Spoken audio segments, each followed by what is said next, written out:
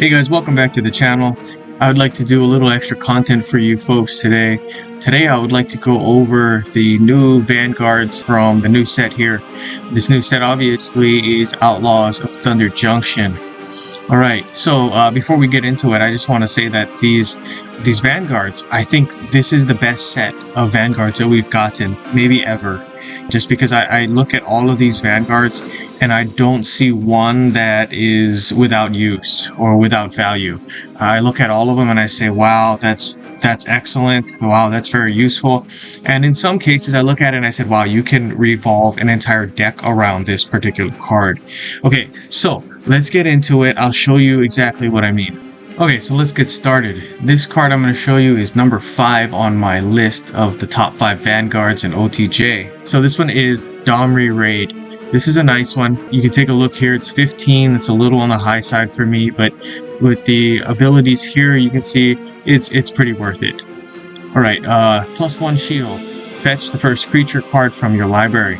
This one seems a little unassuming, but I do find that fetch creatures, it's a really good mechanic that you can involve in your deck. I'd like to always have a card or two that will fetch creatures, and just because the majority of the time a lot of the combos that I'll be using or a lot of the themes that I'll be using will revolve around creatures. So obviously what you want to do is get those creatures out as quickly as possible, and a card like this is going to help you get them out quickly. So yes, I do like this one.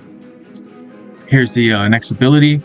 Target creature gets +2/+2, then that creature fights target opposing creature. This is a nice one. I like the buff. That's good for offense. I like this here for defense. The fight is nice.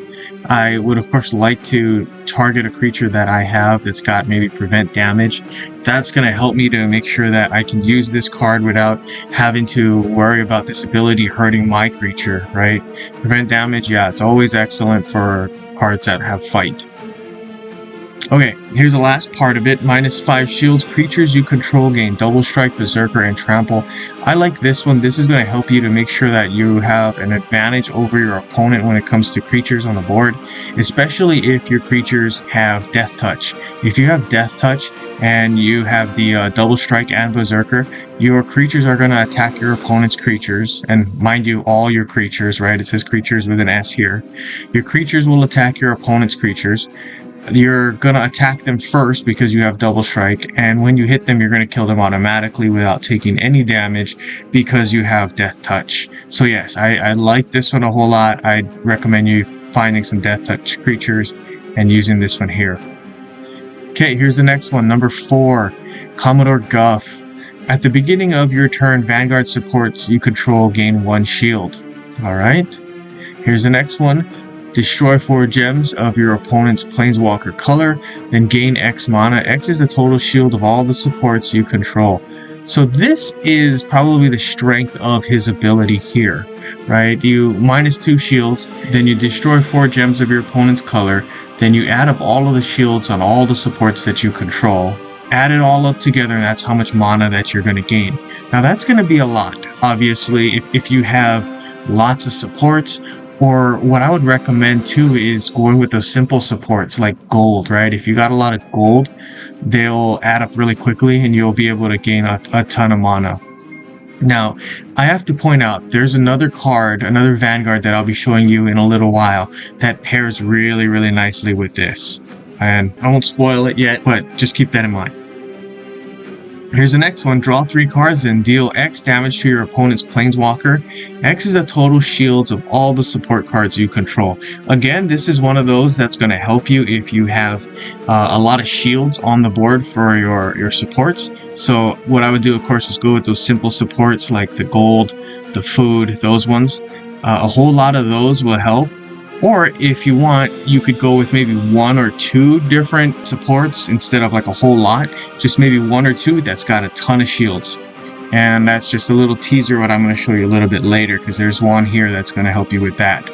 Alright, but anyway, the total amount of shields on your supports, that's how much damage you're going to be able to do to your opponent. So really you want to keep this number high, and that would be great. Okay, let's take a look at the next one. Here's the next one. I like this one a lot. Archangel Elspeth. Elspeth is a really good one here. It says +1, create X human tokens.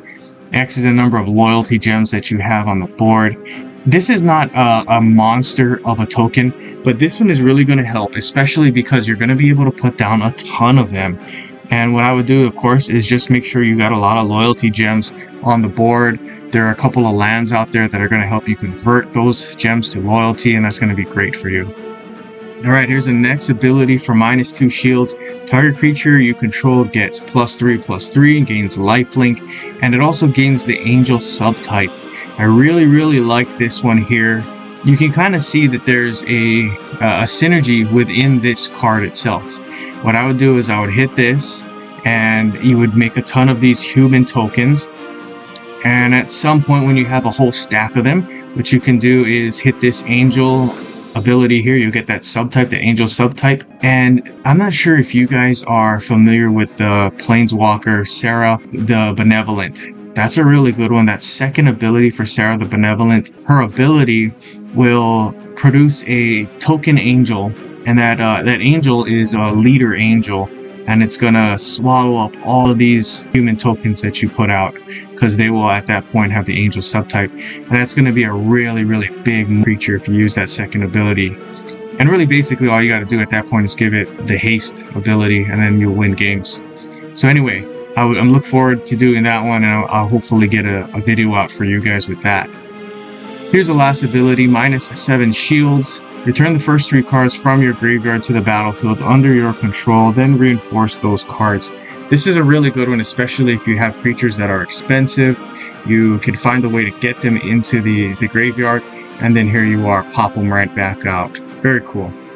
Alright, so moving on to number 2. Okay, so here's the next one. This one I think is really good, Wrenn and Realmbreaker. Wrenn and Realmbreaker is an interesting one, because this one I think is one that you can definitely use by itself. You really want to get cards that are going to help you pull this one out, pay for this one, but as soon as you get this one out, the game's basically over. It's going to take a few turns for you to load up to hit this ability, but once you hit that ability, it's gone. Okay, so this is what I'm talking about. Here's the first one, +1 shield. Create X forest tokens. X is the total amount of green gems that you have on the board, up to 5 is the max. Then the creatures that you have on your side of the board are going to gain the land subtype. Alright, so what I would do is I definitely hit that every single turn that you can until you get to this one, and you'll see why. Alright, before we get there, let's talk about this one, -2 shields. Destroy the top 2 cards of your library, then draw a card. If that is a land card, then that card gains half of its mana. So that's cool. Here's the big one. This is the finishing move. Land creatures you control get +X/+X and +X/+X for each of their reinforcements. X is the number of green gems on the board. Alright, what I'm thinking here is I'd hit this, right? First turn that you are able to hit this, you hit it. This will give you 5 forest tokens. This will make that 5. Then after that, you hit it again on your next turn. That will give you a total of 10. So the 1 plus the 9 reinforcements. That will give this 6. On your turn after that, hit it again. That makes 14 reinforcements plus the original 1. That's 15. And then this one here would be 7. On the final turn that you're probably going to have to play, you hit this, and all your land creatures, which are the 15 from here, will get +X, how many, of course, green gems are on the board, and each of their reinforcements, every single one of those reinforcements will get a +X/+X also. So that's huge. That's going to win games for you. I think this is a game ender just by itself. Of course, you got to power it up. After that, you're pretty much going to win. Okay, here's the last one. This is number 1 on the list for me. Jessica Thrice Reborn. It says here, when a creature you control is reinforced for the first time each turn, this support gains X shield. X is the number of that creature's reinforcements times 3. It says here, deal X damage to your opponent's planeswalker. X is this support's shield. And for -6 shields here, destroy 15 non-red gems, then deal X damage to each opposing creature. X is the number of red gems that are on the board. Okay, so I like this one a lot. This one is the best one. I think you're going to find decks that are totally built around this card here. And I'll describe one that comes to mind. I think this would be a really good one with Thopter Spy Network. What I'm thinking is you play Thopter Spy Network early in the game, that and another support, because you need 2 supports in there to trigger. And what's going to happen with Thopter Spy Network is you're going to start loading up on these Thopters, right? You get 4 every single turn. And as soon as you play this one, how many ever Thopters you have, as soon as you reinforce it, you'll start loading up on the shields. It's going to get really, really big. And basically on your next turn, you hit this and you're going to smash them. That's going to be game over most times. Alright, so anyway, I hope you guys liked the video. I hope you guys found all of this information to be useful. Like and subscribe, share with all your friends. I always say that because it does help the channel. But anyway, that's it for me. Good gaming, guys.